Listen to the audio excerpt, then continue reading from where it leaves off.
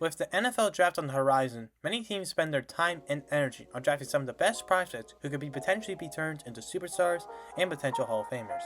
There have been many great NFL players that have been drafted over the years, but there have also been some very bad NFL players that were drafted.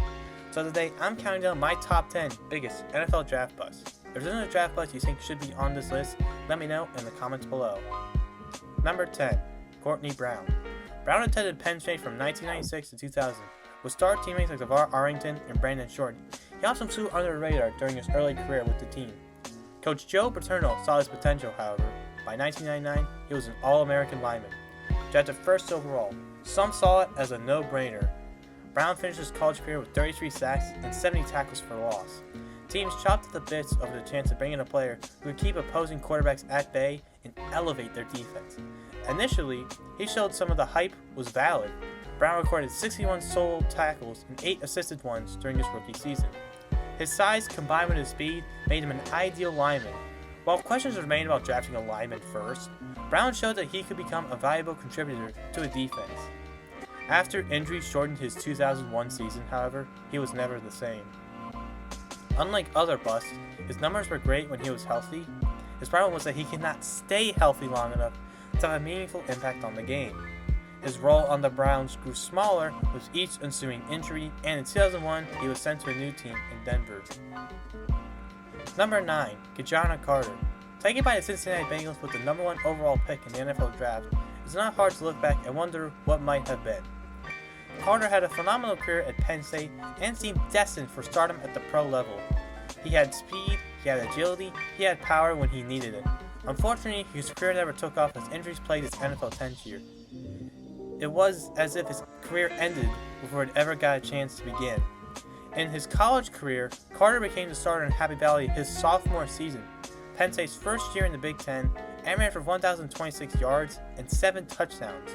But it was his junior year that really made everyone take notice. For one, the Nittany Lions were incredible that season, going 12-0 and winning the Rose Bowl, a game in which Carter won MVP.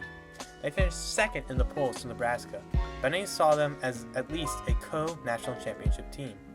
Ki-Jana Carter was amazing that season, rushing for 1,503 yards and 23 touchdowns.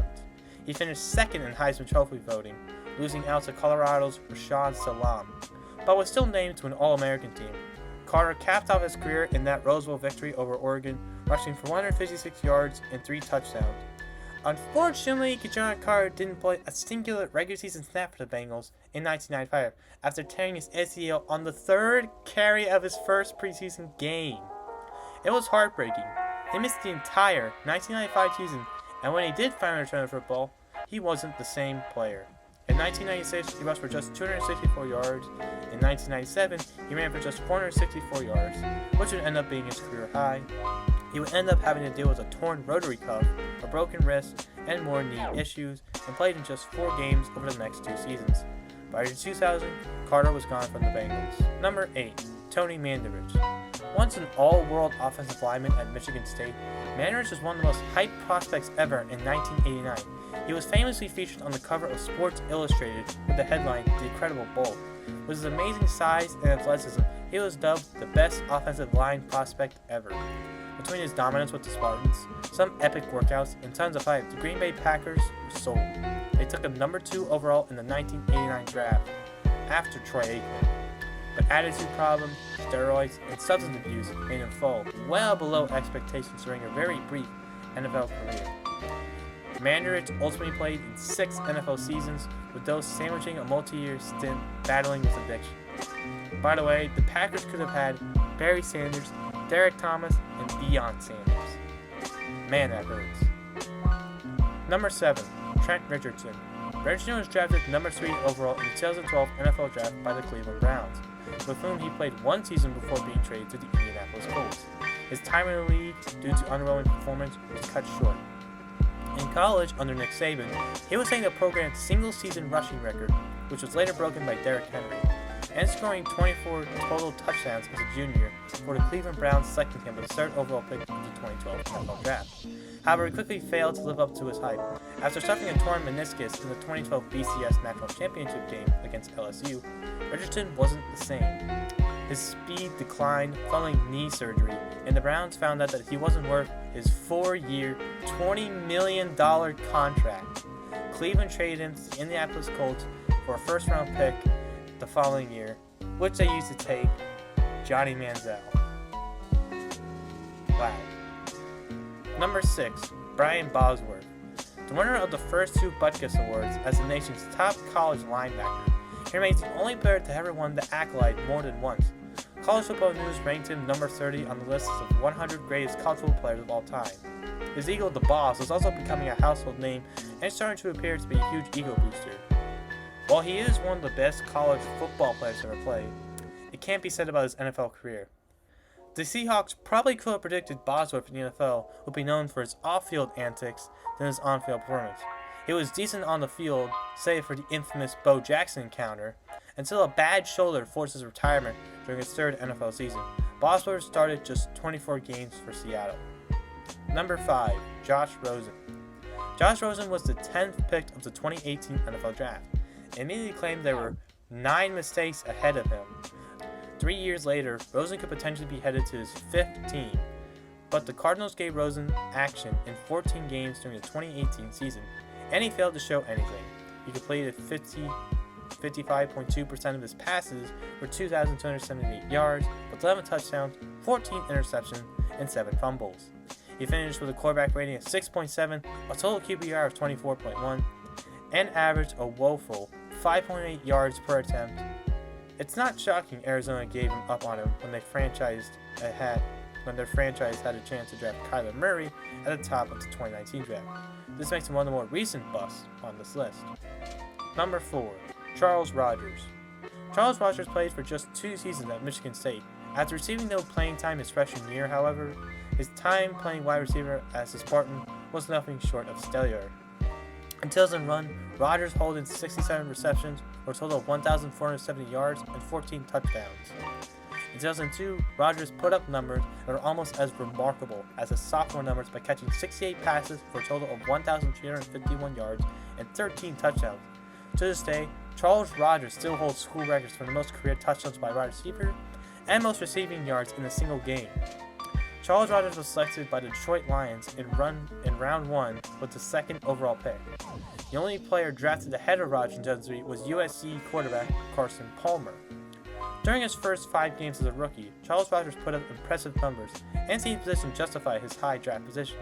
He caught 22 passes for 243 yards and 3 touchdowns during this 5-game stretch. Following the 5th game in the 2003 season, Rogers broke his clavicula during practice and was ruled out for the remainder of the season. Charles Rogers returned for the start of the 2004 season.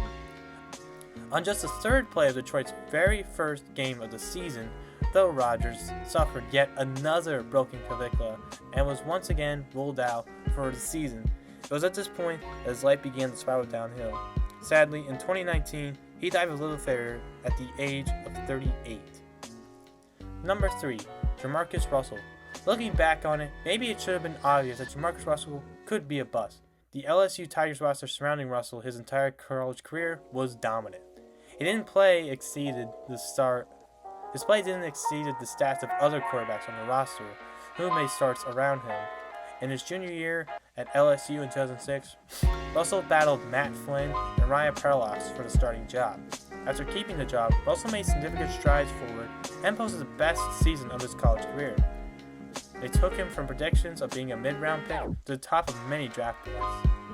Russell's stock hit an all-time high when he beat fellow top quarterback prospect Brady Quinn at Notre Dame 41-14 in the Sugar Bowl.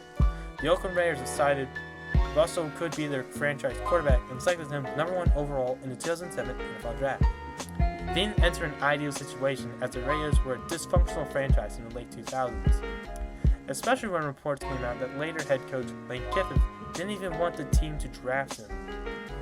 Even so, a lot of blame goes on Russell for his role on failing short of enormous expectations, reserved to him being unfocused, lazy, and a fan point syrup also came to surface as he flamed out of the league.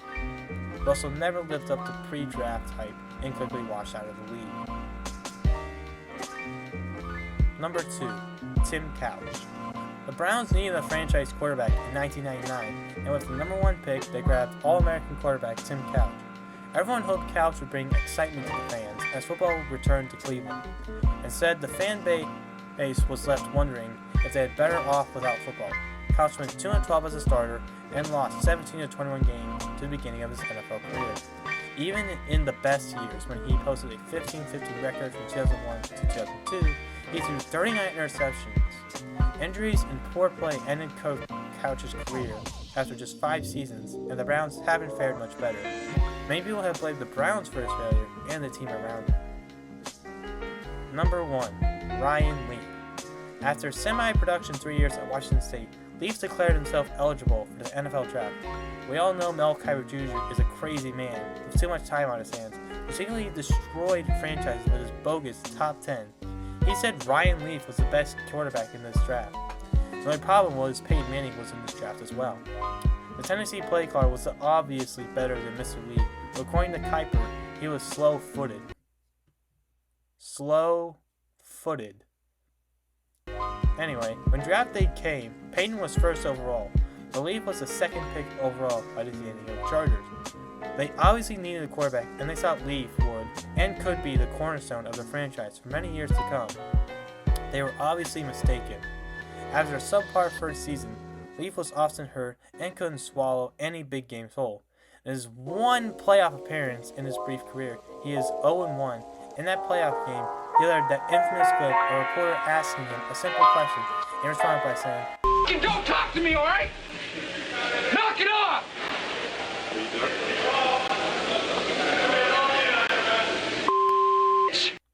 After another season with the Chargers that ended in disappointment, the Chargers released Leaf. He signed with the Tampa Bay Buccaneers.